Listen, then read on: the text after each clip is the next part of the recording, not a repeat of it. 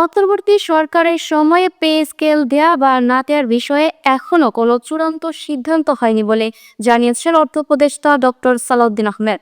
Pay কমিশনের report পাওয়ার পরই এ বিষয়ে সিদ্ধান্ত নেওয়া হবে। এছাড়া বিদেশে পাঠানোর জন্য 60,000 ড্রাইভারকে প্রশিক্ষণ দেওয়া হবে এবং জ্বালানি সরবরাহ ও পুলিশের বডি ক্যামেরা বিষয়েও পরিকল্পনা চলছে। বিস্তারিত দেখুন প্রতিবেদনে। অন্তর্বর্তী সরকারের সময়ে পে স্কেল দেয়া বা না দেওয়ার বিষয়ে কোনো সিদ্ধান্ত হয়নি বলে জানিয়েছেন অর্থ উপদেষ্টা ডক্টর সালাউদ্দিন আহমেদ।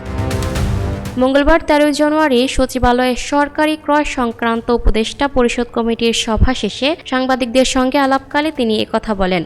উপদেষ্টা বলেন, অন্তর্বর্তী সরকারের সময়ে পে স্কেল দেয়া বা না দেওয়ার বিষয়ে কোনো সিদ্ধান্ত হয়নি, তবে এ বিষয়ে পে কমিশন কাজ করছে। কমিশনের রিপোর্ট পাওয়ার পরে পে স্কেল নিয়ে সিদ্ধান্ত নেওয়া হবে। বিদেশে পাঠানোর লক্ষ্যে 60,000 ড্রাইভারকে প্রশিক্ষণ দেওয়া হবে জানিয়ে তিনি আরও বলেন, ভারী এবং হালকা যানবাহন চালানোয় দক্ষতা তৈরিতে প্রশিক্ষণ দেওয়া হবে। উপদেষ্টা আরও বলেন, জ্বালানি সরবরাহ করার বিষয়টি আমাদের জন্য চ্যালেঞ্জের। এ বিষয়ে একটি দীর্ঘমেয়াদী পরিকল্পনা নেওয়া হচ্ছে। আগামী নির্বাচনে কেন্দ্রগুলোতে পুলিশের ব্যবহারের জন্য বডি ক্যামেরা কেনার বিষয়ে স্বরাষ্ট্র মন্ত্রণালয় সিদ্ধান্ত নেবে।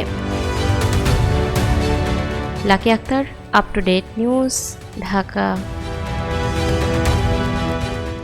প্রিয় দর্শক, এই ছিল আপ টু ডেট নিউজের সর্বশেষ আপডেট। পরবর্তী আপডেট সবার আগে পেতে আপ টু ডেট নিউজের ফেসবুক পেজ এবং ইউটিউব চ্যানেলের সাথেই থাকুন। ধন্যবাদ।